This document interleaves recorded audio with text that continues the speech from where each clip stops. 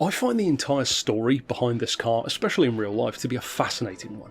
It's a story that should have bred success, but kind of didn't.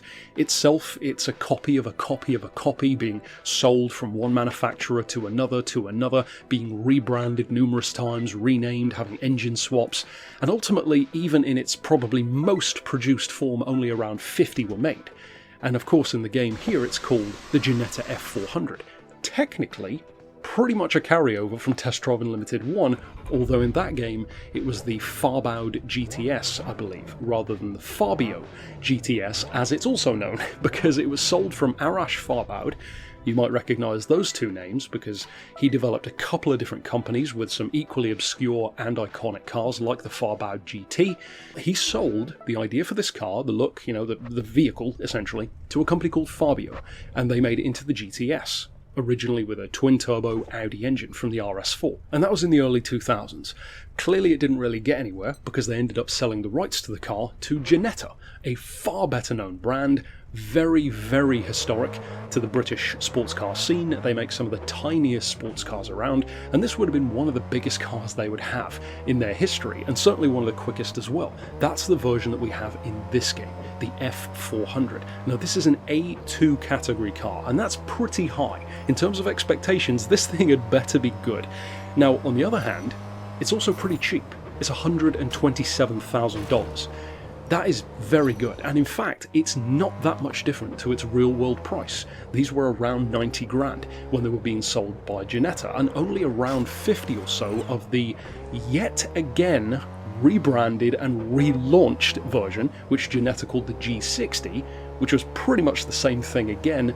Only around 50 of those were made. So this one I would imagine probably has even less produced. And in some ways, even though they were produced, it still feels like a concept car. It feels like you're driving around a prototype. It's such a bare bones approach. It has a very noble vibe to it, but maybe even with some hints of McLaren to its shape. It certainly has a ton of potential. It's a very cool looking little car, especially from the front. It immediately looks British for sure, and its performance is definitely on par with the Noble, at least in terms of the claimed numbers. Now, in terms of what it's got to work with, you're looking at a Ford V6 in the Ginetta form, especially the F400 here, 410 horsepower, which is pretty good for its frame, 390 foot-pounds of torque, which is even more impressive for its frame, given the car only weighs 2,300 pounds. It's barely a ton. That is a very impressive power-to-weight ratio, yet again solidifying the comparisons to Noble. In terms of performance, they're going with the claimed numbers, and it's test drive, so why not? So the top speed is 186 miles an hour, and the 0 to 60 time is 3.6 seconds. Both very good numbers for a car like this, and yet again, much like a Noble M400. It's kind of like a lower aero looking version of a Noble. No wing, no obvious aero sticking out. It's a very smooth, clean shape, and yet has fantastic performance. So there are two things here to talk about. What's it like in the game?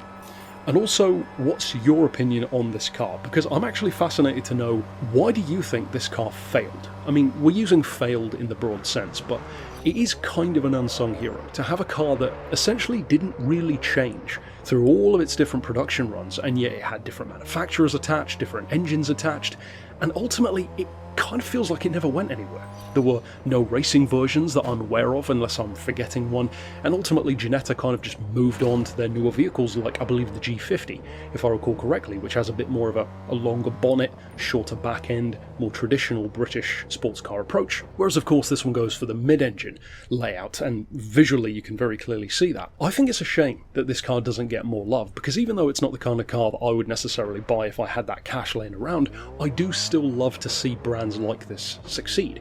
I don't love Ginetta anywhere near as much as I do companies like TVR or especially Marcos, but I still root for them to have success because they are such underdogs.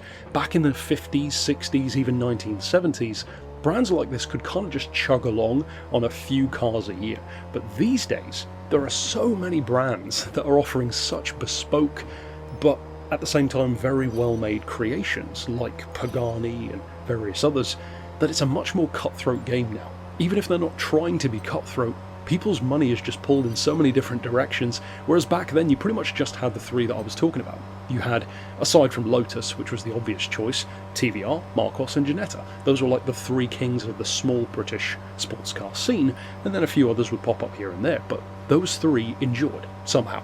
Ginetta is probably the least of the three, in terms of being a threat to other cars. Very cute, very unassuming. This would have made them a proper contender, and even though you could say, well, they did make 50, so it's about as rare as something like an MG SVR, which is much more legendary, well, yeah, that's true, but for some reason, I just don't see the love. People seem to have kind of forgotten that this car exists. It's not talked about much. You never see them at car shows, car meets. I believe I've seen one or two of them at Goodwood, maybe in the supercar paddock, but that was about it.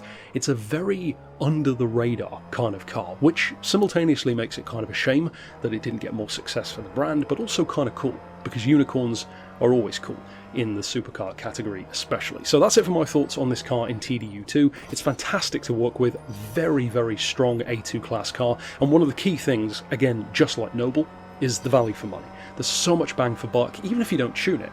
Of course, it's not going to beat everything in a straight line, because it doesn't have the sheer top-end power that you will often need in TDU, but for cornering, of course, it's very good. The brakes are good, the grip is good. The acceleration off the line, of course, it's a bit prone to wheel spin because it's light, but once you hook it up, it gets going. It's a properly quick little car, and you can definitely feel the potential of this pretty fantastic little platform, which is the entire reason why Ginetta bought it in the first place, because they could feel its potential. Unfortunately, it was potential that never really got fully realised. So that's it for my thoughts. Of course, I'll see you next time with more, and for now, as always, thanks for watching.